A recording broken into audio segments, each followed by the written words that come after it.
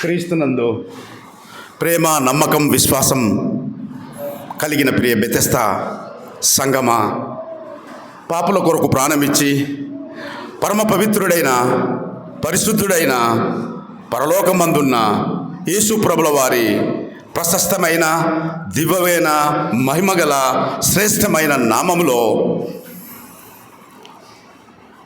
నేటి ఉదయకాలాన పరిశుద్ధ దినాన ప్రభు దినాన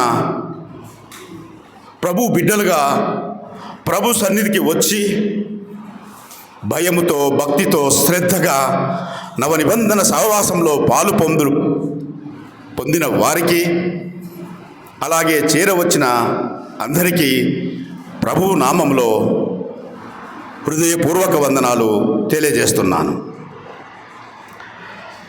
వాక్యదానంలోకి వెళదాం. పరిశుద్ధ వేద గ్రంథమైన బైబిల్ నుంచి ఇర్మియా గ్రంథం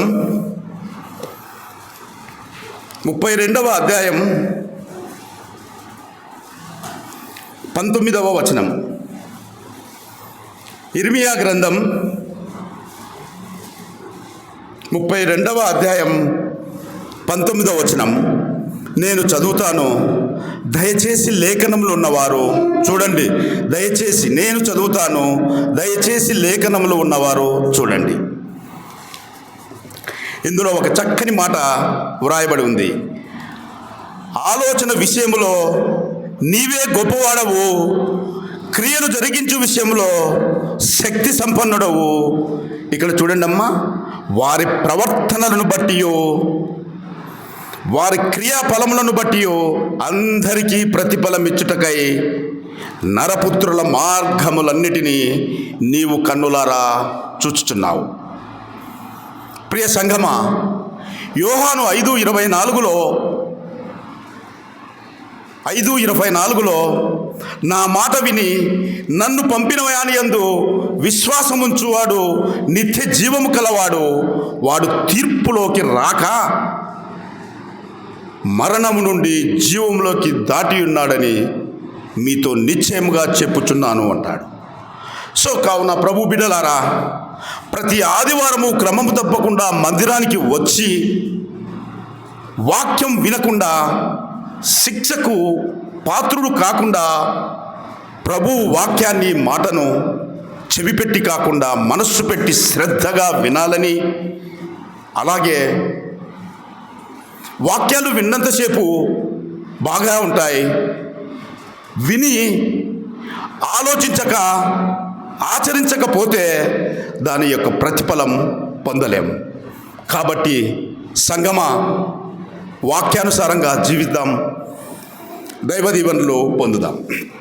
ఈరోజు మీ ముందు ఒక అంశాన్ని ఉంచాలా లేదా మాట్లాడాలని ఆశపడుతున్నాను. ఏమిటి ఆ అంశము అంటే, ఈ దిన వాక్య భాగంలో దేవునికి దగ్గరగా ఎలా జీవించాలి, దేవునికి దగ్గరగా చేరాలంటే, దేవునికి సమీపంగా ఉండాలంటే ఏం చేయాలి అని అంటే, మన ప్రవర్తన ఎలా ఉండాలి అనేది నేటి వాక్య భాగం తెలియజేస్తుంది.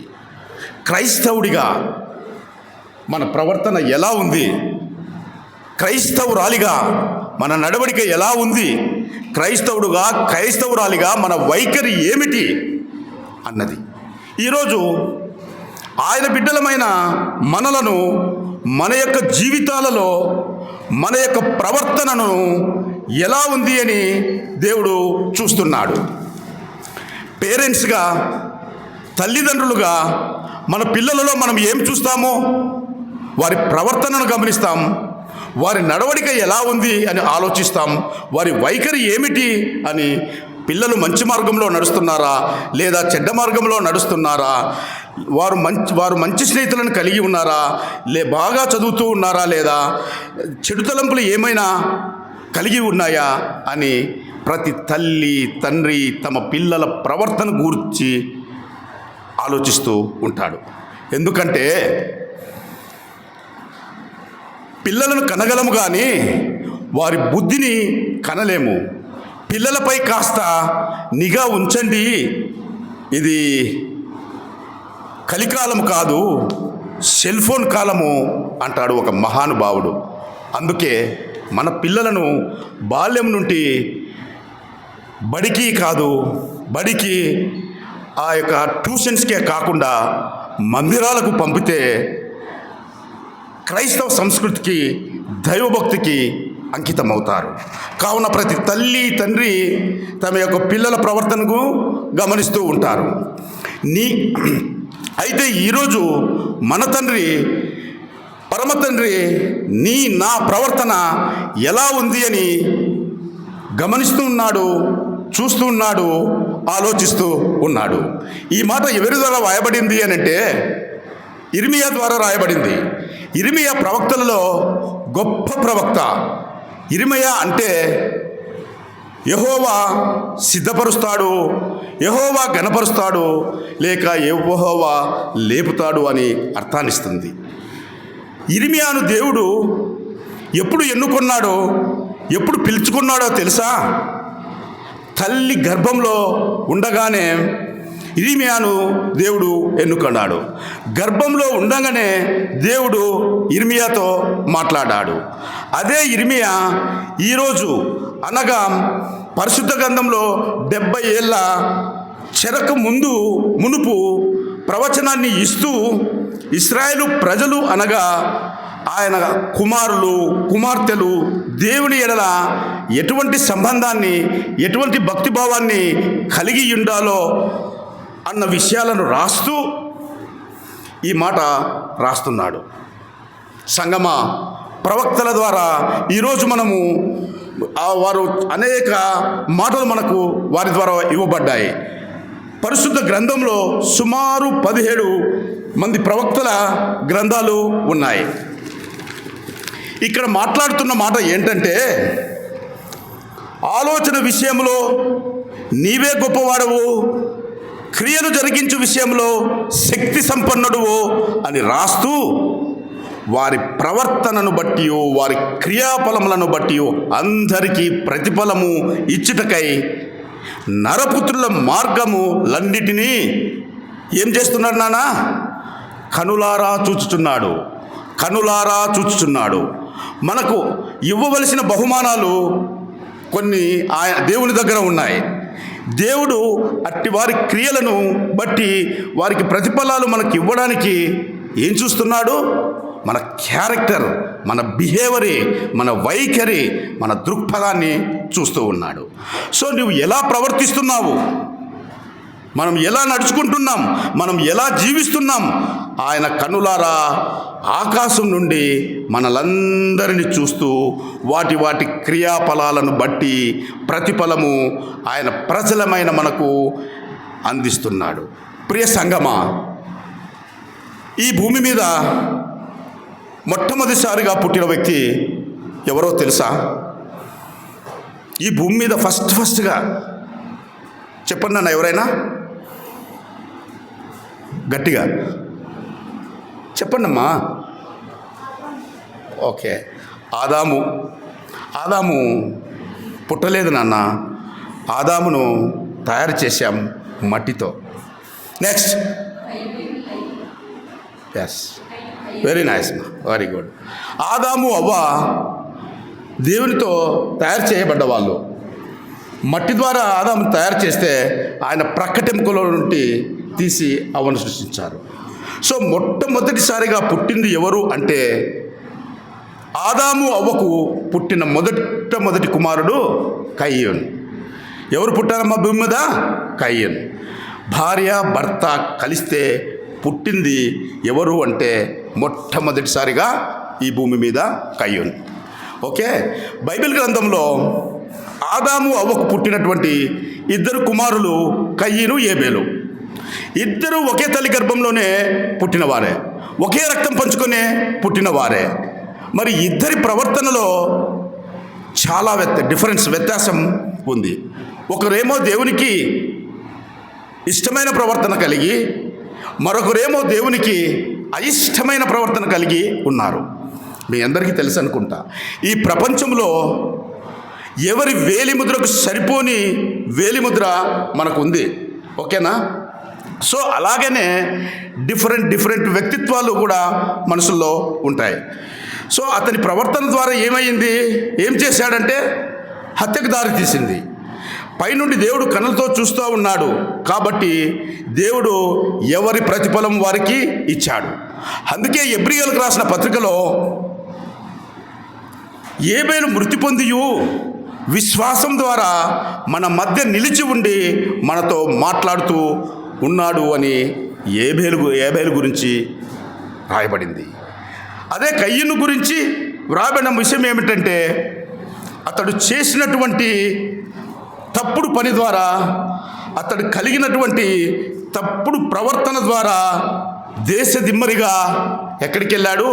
లోకంలోకి వెళ్ళిపోయాడు. సంగమా, ఈ సమయాన కొన్ని అంశములను ధ్యానిద్దాం.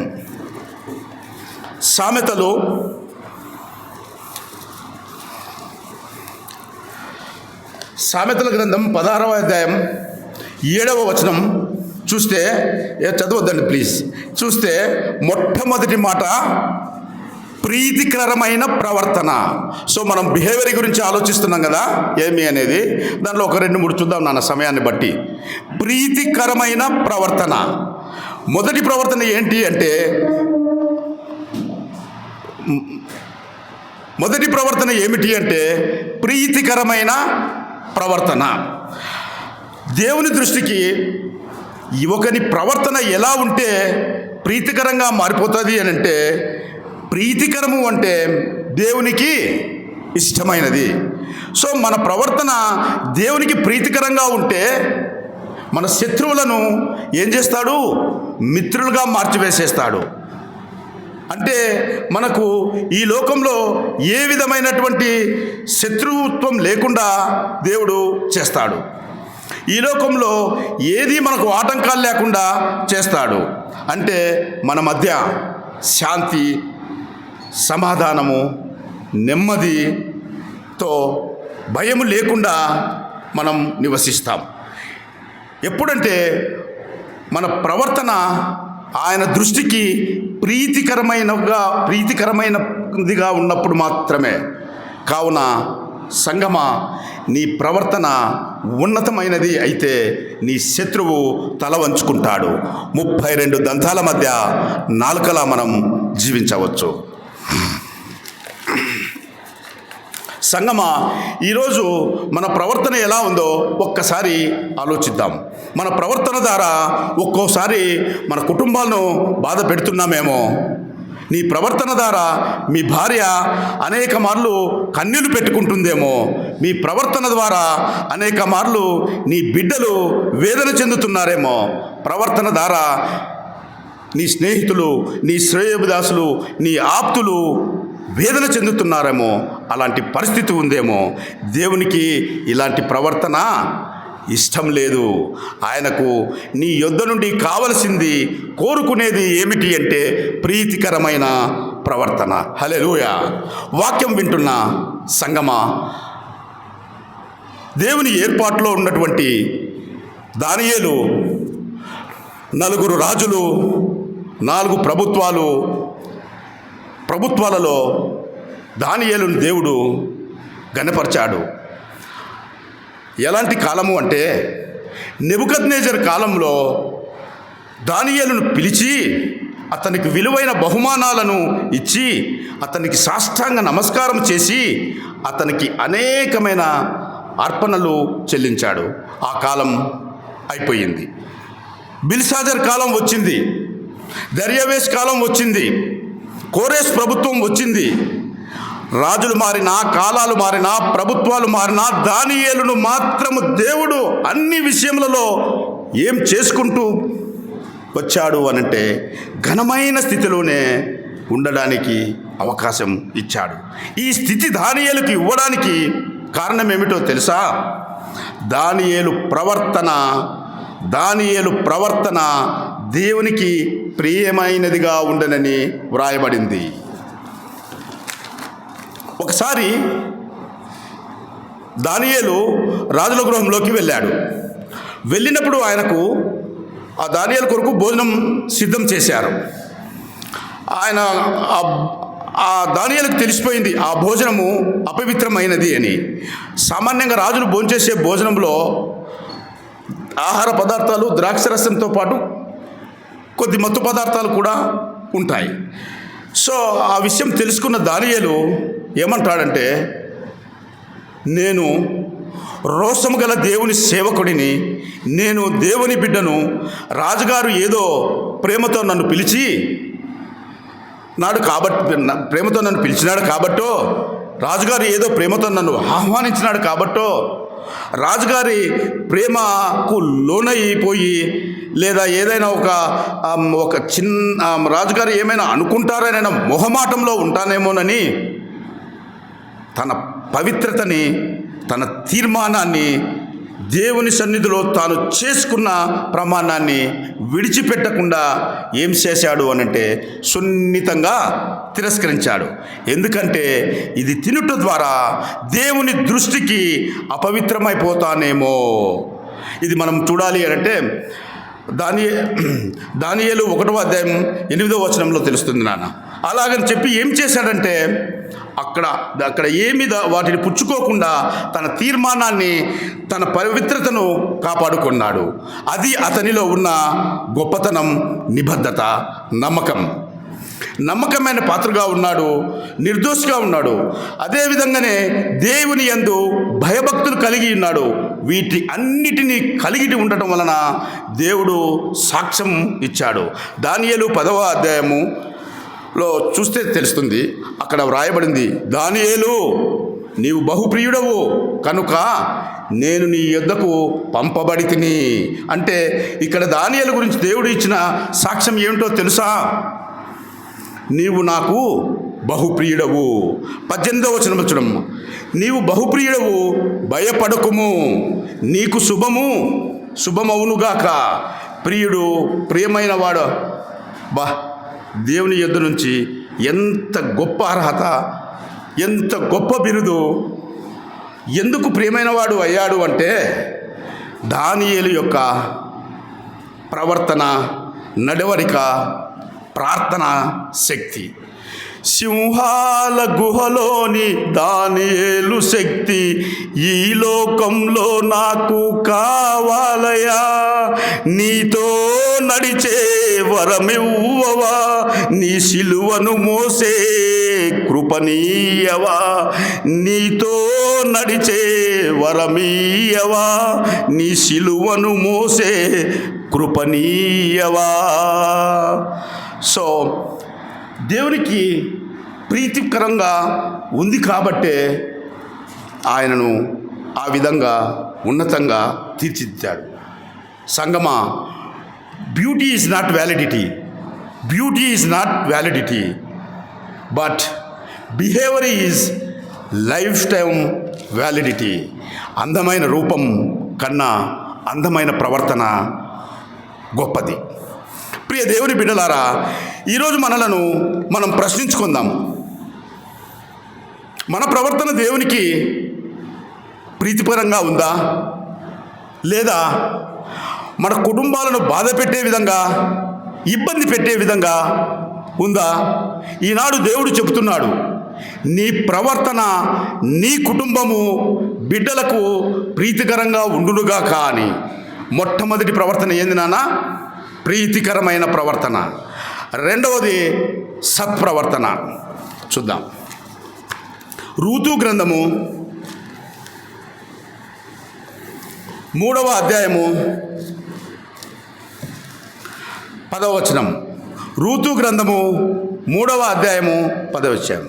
నా కుమారి, యెహోవా చేత నీవు దీవెన నొందినావు.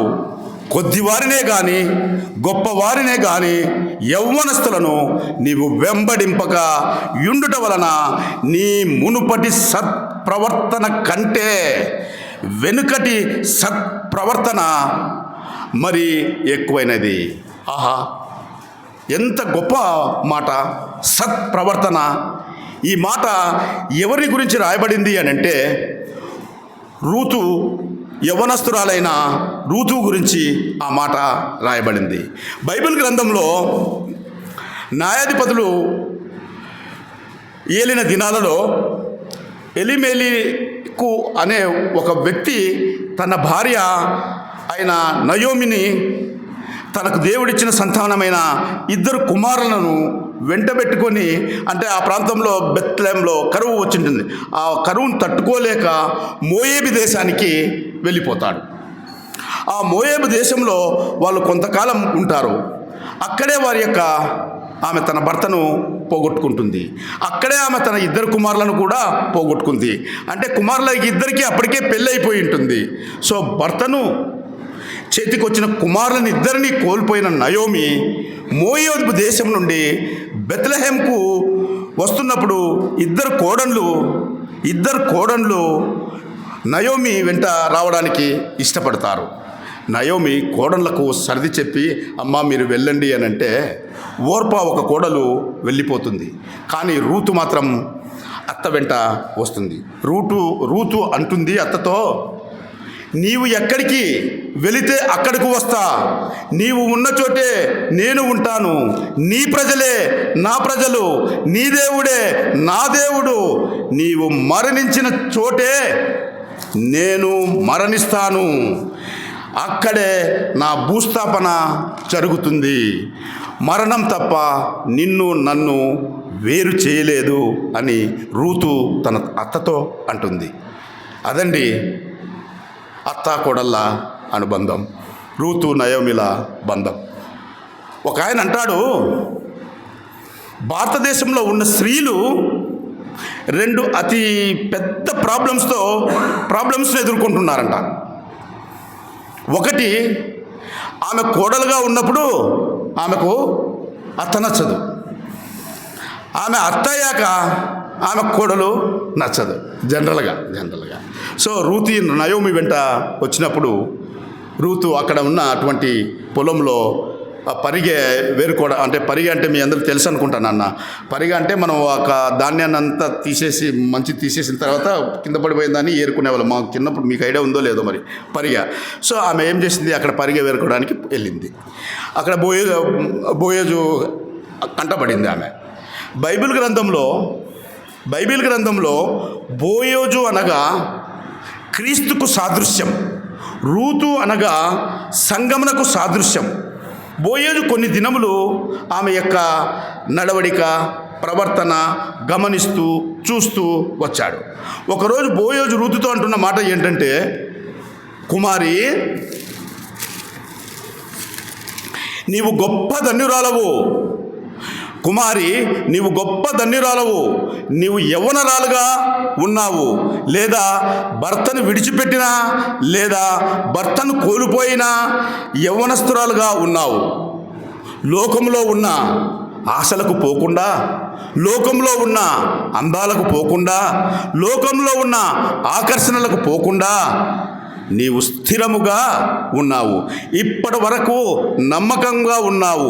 ఉండడమే కాదు, నీవు ఒక మంచి మునుపటి ప్రవర్తన కంటే ఇప్పటి ప్రవర్తన సత్ప్రవర్తన కలిగి ఉన్నావు. కాబట్టి దేవుడు నీకు తగిన కాలంలో మంచి బహుమానం ఇచ్చును. ప్రియ సహోదరి సహోదరులారా,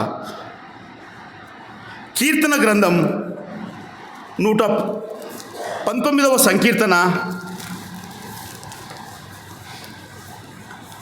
9వ చరణంలో, 119వ సంకీర్తన 9వ చరణంలో వ్రాయబడిన మాట మనం గమనిస్తే, యవ్వనస్తులు దేని చేత నడత శుద్ధిపరచుకుందురు, నీ వాక్యమును బట్టి దానిని జాగ్రత్తగా చూసుకుంటూ చేతనే కదా.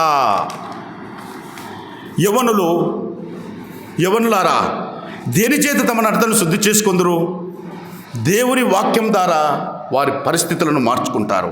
అనగా నీకు ఉన్నటువంటి చెడు ప్రవర్తనలో నుంచి సత్ప్రవర్తనలోకి మనం మార్చబడాలంటే ఆధార్ కార్డు కాదు, దేవుని వాక్యమే.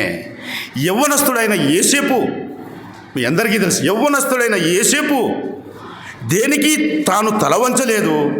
అధికారం లేకపోతే పోతిఫర్ భార్య అక్కడ ఉన్నటువంటి అనేక ఆకర్షణలు చుట్టుముట్టినప్పటికీ కూడా దేనికి తలవంచకుండా ముందుకు కొనసాగాడు. వాక్యం వింటున్న ప్రియ విద్యార్థిని విద్యార్థులారా, దేవుడు ఎన్నో విషయాలను చూపించాలని అనుకుంటున్నాడు. మీ ఉజ్వల భవిష్యత్తు గురించి, మీ విద్యా విజ్ఞానం వివేకం గురించి, నీ ఉద్యోగ కుటుంబ విషయాల గురించి, నీ ఆర్థిక విషయాల గురించి, నీ ఆస్తి విషయాల గురించి నీకు దేవుడు అనేక విషయాలను బయలుపరచాలని ఆయన కోరుతూ ఉన్నాడు. నీవు ఎంతసేపు ఫ్యాషన్ లోకంలో, లోక వశములో, డబ్బు వశంలో, స్త్రీ వశంలో, పురుషుడి వశంలో, ఇంకా పనికి మాలిన అలవాట్ల వశంలో, ఎక్కడో ఏదో ఒక వశంలో కూర్చున్నావు. ఆ వశంలో నుంచి నీవు బయటకు వచ్చేదాకా దేవుని చిత్తము నీకు అర్థం కాదు. ప్రభు బిడ్డలారా, వాక్యాన్ని మనసు పెట్టి విన్న తర్వాత ఆలోచించి ఆచరించి ప్రతిఫలం పొందాలి. మనం ఖచ్చితంగా వాక్యానుసారంగా జీవిస్తూ దైవ దీవెనలు పొందాలి నాన్న. ఒకసారి అమెరికా అధ్యక్షుడు జాన్సన్ ఉన్న ఆ కాలంలో, ఆ సమయంలో ఒకరోజు ఏమైందంటే, అమెరికా ప్రెసిడెంట్ అధ్యక్షుడు జాన్సన్, ఆయనకు ఒక మంచి స్నేహితుడు ఉన్నాడు. అతను సైంటిస్టు, ఆయన పేరు గాల్బ్రిత్. ఆయన సైంటిస్టు, ఈయనేమో అమెరికా అధ్యక్షుడు. అప్పుడప్పుడు కలిసి మాట్లాడుకుంటూ ఉంటుంటారు అన్ని విషయాలు. సరే, ఒక సాయంకాలం ఈ అమెరికా అధ్యక్షుడు జాన్సన్ ఏం చేసినాడంటే గాల్బ్రిత్కు ఫోన్ చేశాడు. ఫోన్ చేస్తే ఆ ఫోన్ వాళ్ళ ఇంట్లో ఉన్న పనేమ లిఫ్ట్ చేసి హలో అనింది. అప్పుడు అమెరికా అధ్యక్షుడు జాన్సన్ను, శాస్త్రవేత్త గాల్బ్రిత్ గారు లేరా అంటే, అయ్యగారు పడుకున్నారండి అనింది ఆ పని మనిషి. సరే, నేను అమెరికా అధ్యక్షుడిని మాట్లాడుతున్నా, లేపి ఆయనకు ఫోన్ ఇవ్వు అన్నాడు.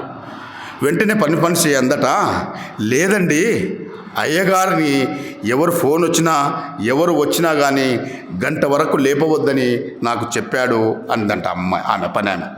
నేను ఎవరో తెలుసా, అమెరికా ప్రెసిడెంట్ జాన్సన్ను మాట్లాడుతున్నాను అని చెప్పు, లేపు అన్నాడంట. అప్పుడు ఆమె అనిందంట, నేను గాల్బ్రిత్ గారికి పని మనిషిని కానీ అమెరికా అధ్యక్షుడికి పని మనిషిని కాను అని చెప్పిందంట. నేను ఎవరికి పని మనిషిని? గాల్బ్రిత్ గారికి, సైంటిస్ట్కి పని మనిషిని, అమెరికా అధ్యక్షుడు జాన్సన్ గారికి కాదు కదా అనే మాట చెప్పింది. సరే అని ఫోన్ పెట్టేసింది ఆమె. సర్లే అని చెప్పేసి 1 అవర్ తర్వాత, గంటన్నర గడిచిపోయిన తర్వాత మన అమెరికా అధ్యక్షుడు గాల్బ్రిత్ తన స్నేహితుడు సైంటిస్ట్కి ఫోన్ చేసి, ఎవర్రా మీ ఇంట్లో పని మనిషి అంటే, మా సోన్సో ఆమె గురించి చెప్పేస్తే, సరే ఒక పని చేసేరా, ఆ పని మనిషిని మా వైట్ హౌస్లోకి కావాలి, అలాంటి నిఖచ్చితము ధైర్యంతో ముక్కుసూటిగా ఉన్నది ఉన్నట్టు చెప్పేవాళ్ళేరా లోకంలో కావాలి, అందుకు మా వైట్ హౌస్కు పంపించండి అన్నాడంట. అంటే అప్పటి ఆమె పేరు ఎలీమా, నెట్లో కూడా చూసుకోవచ్చు మీరు, జాన్సన్ అమెరికా ఎలీమా. ఆమె అప్పటి నుండి 3 తరాలు, అంటే చాలా అధ్యక్షుల దగ్గర ఆమె పని మనిషిగా పనిచేసింది. నిజమే, మరి ఈ లోకంలో దేనికి మనం తల వంచకూడదు, ముఖ్యంగా యవ్వనస్తులు. కాబట్టి ఈ యొక్క రూతు తన సత్ప్రవర్తనను ఎప్పుడైతే బోయేజు వద్ద కనబరుచుకుందో, దేవుడు ఏం చేశాడో తెలుసా? ఆమెకు ఒక గొప్ప బహుమానం ఇచ్చాడు. ఆ బహుమానం ఏమిటి అనంటే, రూతును బోయేజుకిచ్చి వివాహం చేసి, ఆ బోయేజు ద్వారా క్రీస్తు యొక్క జననాన్ని, క్రీస్తు యొక్క వంశాలిలో ఉండటానికి గొప్ప ఆధిక్యత దేవుడు రూతుకు ఇచ్చాడు. రూతు ఒక మోయబురాలు, అన్యురాలు. ఆమె గొప్ప బహుమానము సంపాదించుకోవడానికి జస్ట్ తనకున్నటువంటి బిహేవియర్, క్యారెక్టర్, ప్రవర్తననే. మొదటిదేమో ప్రీతికరమైన, రెండవది సత్ప్రవర్తన, మూడవది ఒక్కసారి చూస్తాం నాన్న. మూడవది వచ్చేసి అనుకూలమైన ప్రవర్తన. దేవునికి అనుకూలమైన ప్రవర్తన ఇది చాలా ప్రాముఖ్యమైనది. మనం జనరల్గా మనకు అనుకూలం కాదు. ఎవరికి అనుకూలము? దేవునికి అనుకూలం. ఈరోజు అందరం దేవుని చిత్తం అని అంటాం, కానీ జరిగేదంతా మానవులమైన మన చిత్తమే. దేవునికి అనుకూలం కాదు, మన అనుకూలంగా మార్చుకుంటూ ఉంటాం. మనకు అనుకూలంగా మార్చుకొని దానికి ఒక టైటిల్, దానికి ఒక పేరు పెట్టేస్తాం. అదే ఏది? దేవుని చిత్తం. ఇక్కడ వ్రాయబడినటువంటి మాటలు మనం గమనించినట్లయితే యెషయా గ్రంథం 38వ అధ్యాయం 3వ వచనం. యెషయా 30, మళ్ళీ ఇంటికి పోయిన తర్వాత చూసుకోండి అన్న, రాసుకోండి, చాలు టైం తక్కువ ఉంది. యెషయా గ్రంథం 38వ అధ్యాయం 8వ వచనం. హిజ్కియాకు ఒక మరణకరమైన రోగం వచ్చింది. ఒక భక్తుడు, ఒక ప్రవక్త వచ్చి, అయ్యా హిజ్కియా, నీ టైం అయిపోయింది, నువ్వు రేపో మాపో ఫట్టు, సో నీవు కుటుంబానికి ఏమేమి చేస్తావో అవన్నీ చేసేసుకొని చెప్పేశాడు. ఎవరికి? హిజ్కియాకు. ఒక భక్తుడు లాంటి వ్యక్తి వచ్చేసి సర్లే అని చెప్పేసి హిజ్కియా ఏం చేశాడంటే, అప్పుడు గోడ తట్టు తన హస్తం ఉంచి దేవుని సన్నిధిలో ప్రార్థన చేస్తూ ఉన్నాడు. ఏమని ప్రార్థన చేస్తున్నాడు? నీ దృష్టికి నేను ఎలా అనుకూలంగా ప్రవర్తించానో, ఎలా అనుకూలంగా నడుచుకున్నానో దయచేసి నీకు తెలుసు కదా దేవా. నీ దృష్టికి నేను ఎలా అనుకూలంగా నడుచుకున్నానో, ఎలా విధేయతగా ఉన్నానో నీకు తెలుసు కదా. నాకు ఎందుకు ఇచ్చావు ఈ మరణకరమైన రోగం? నాకు ఎందుకు దయచేశావు ఈ మరణకరమైన స్థితిని? నా ప్రవర్తన నీకు సరిగా లేదా? నా నడవడిక నీకు సరిగా లేదా? నా జీవితం నీకు సరిగా లేదా? ఇలా దేవుని ప్రశ్నించగలిగే వారంగా మనం ఉండగలమా? చూస్తున్నాం. ఇక్కడ హిజ్కియా అంటున్నాడు కదా, నీకు అనుకూలమైన జీవితం ఇచ్చాను. నీకు అనుకూలమైన జీవితం, నీకు అనుకూలం కాని జీవితం ఏ రోజు నేను కలపలేదు. నేను గడిపినదంతా నీకు అనుకూలంగానే జీవించాను. నేను ఈ లోకానికి అనుకూలంగా నడవలేదు. కాబట్టి నాకు ఎందుకు ఈ మరణకరమైన రోగాన్ని ఇచ్చావు అని కన్నీటితో దేవుని సన్నిధిలో ప్రార్థిస్తున్నప్పుడు హిజ్కియా యొక్క ప్రార్థన దేవుడు ఆలకించి ఏం చేశాడో తెలుసా? 15 సంవత్సరములు ఆయుష్నిచ్చాడు. పేతురు ప్రార్థింపగ నీ ఆత్మను దింపితివి, నేపాడు చోటెల్లా దిగిరా ప్రభువా. చిన్న వయసులో అభిషేకించిన ఇర్మియా వలె ఈ చిన్న వారిని అభిషేకించు.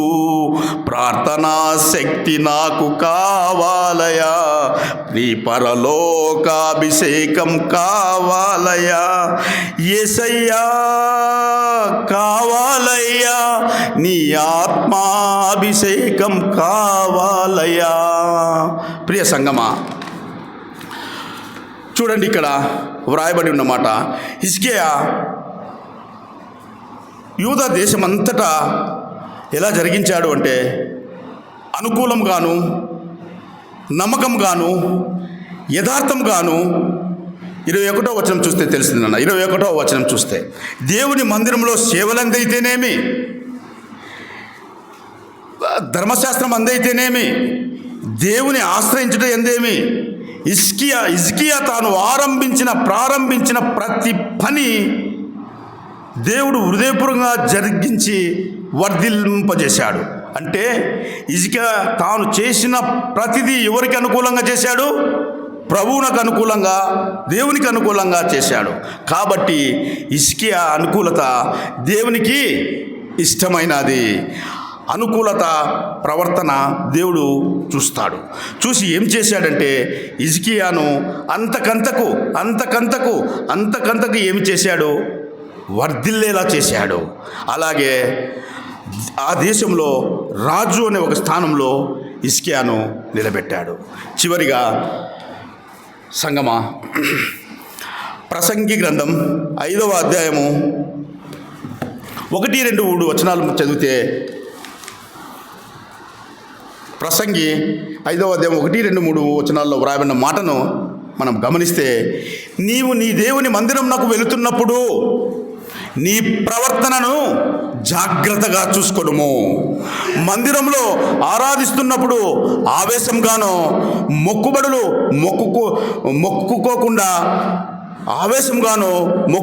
మొక్కుకోకుండా అనాలోచనతో దేవుని ఆరాధించకు. ఏదో మొక్కుబడిగానో నామక వాస్తవమో కాదు, హృదయపూర్వకంగా మనఃపూర్వకంగా దేవుని ఆరాధించుటకు శక్తి కలిగి ఉండాలి అని వాక్యంలో వ్రాయబడి ఉంది. కాబట్టి ఈ రోజున మన జీవితాలలో మన ప్రవర్తన బట్టి దేవుడు మనకు ప్రతిఫలం ఇస్తాడని ఇర్మియా ద్వారా వ్రాయబడింది. అందుకే మనం మూలవాక్యమైనటువంటి ఇర్మియా 32వ అధ్యాయం 19వ వచనంలోకి వెళ్ళినప్పుడు, ప్రతి వారిని ఆయన ఏం చూస్తున్నాడు నాన్న? ప్రతి వారిని ఆయన కన్నులతో చూస్తూ ఉన్నాడు. అంటే మంచివారిని చూస్తున్నాడు, చెడ్డవారిని చూస్తూ ఉన్నాడు. కానీ మంచి ప్రవర్తన కలిగిన వారికి దేవుడు వారికి తగిన కాలంలో ప్రతిఫలాలు ఇస్తాడు. అయితే ఈరోజు మనము 3 ప్రవర్తనలను ధ్యానం చేసుకున్నాం. 3 ప్రవర్తనల్లో మన జీవితంలో ఉంటే దేవుడు మన జీవితానికి కావలసినటువంటి బహుమతులను ఇస్తాడు. మొట్టమొదటి ప్రవర్తన ఏందమ్మా? ఎస్. రెండవది వెరీ నైస్. మూడవది యాస్. సో మొట్టమొదటి ప్రీతికరమైన ప్రవర్తన ఉంటే దేవుడు మన శత్రువులను మిత్రులుగా చేస్తాడు. లోకంలో ఎలాంటి సమస్య అనేది ఉండదు. అదేవిధంగా సత్ప్రవర్తన కలిగి ఉంటే అత్యధికమైన బహుమానాలను మనకు దేవుడు ఇస్తాడు.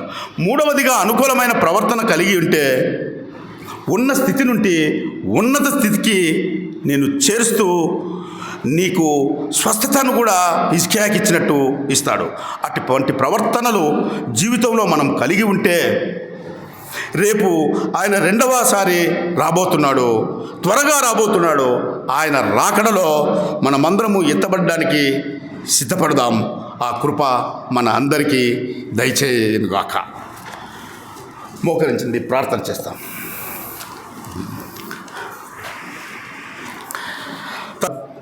నీవు ఆలోచనలో గొప్పవాడవు, శక్తి కలిగిన దేవుడు, సమస్తాన్ని బాగు చేయగలిగిన దేవుడవు తండ్రి. మీరు వారి ప్రవర్తన చూసి వారి క్రియాఫలమును బట్టి ప్రతిఫలం ఇస్తానన్నావు. భూలోకంలో ఉన్న ప్రతి నరులను నీవు చూస్తున్నానన్నావు. నిజమే తండ్రి, మా ప్రవర్తన బట్టి మాకు ప్రతిఫలం దొరుకుతుంది అని అన్నావు తండ్రి. మీరు వాక్యంలో సెలవిచ్చిన రీతిగా ప్రీతికరమైన ప్రవర్తన, సత్ప్రవర్తన, అనుకూలమైన ప్రవర్తన మేము కలిగి ఉండి నీ కొరకు జీవించే కృపను.